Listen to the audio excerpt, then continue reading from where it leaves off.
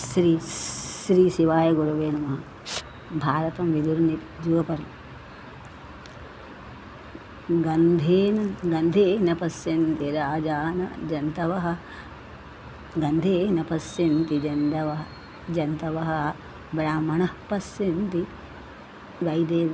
వైదివేరైః, చారైః పశ్యంతి రాజానః, చక్షుభ్యామితరే జనాః. భారతం విదురుని ఉద్యోగపర్వంలో ఉంది. గంధేన పశ్యంతి జంతవః, బ్రాహ్మణః పశ్యంతి వేदैः, చారైః పశ్యంతి రాజానః, చక్షుభ్యామితరే జనాః. చారచక్షువుతో తెలుసుకో ధృతరాష్ట్ర అన్నాడు విదురుడు. పూర్వము ప్రహ్లాదుడి కంటే ప్రభువు లేడు, రాష్ట్రుడు కూడా లేడు. కేశీనాన్ని పొందాలని ప్రహ్లాదు కొడుకు త్రిలోచనుడు కోరాడు. సుధర్ముడు కూడా కోరాడు. నేనే గొప్ప అని త్రిలోచన అన్నాడు.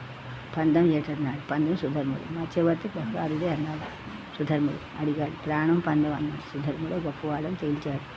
అయితే బిచ్చుగా తన కొడుకుని అడిగిన కేసిని కొడుకుని నదిలో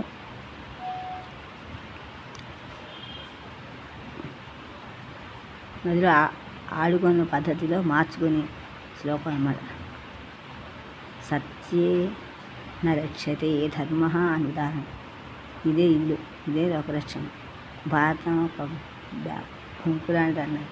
అది దీనివల్ల ఆ సామెత వచ్చింది. అదేంటి, గంధం చేత జంతువులు, వాసనతో జంతువులు అన్నీ పసుకెళ్తాయి. బ్రాహ్మణుడు వేదాలతో ఆత్మజ్ఞానంతో తెలుసుకుంటాడు, ఆధ్యాత్మిక జ్ఞానంతో.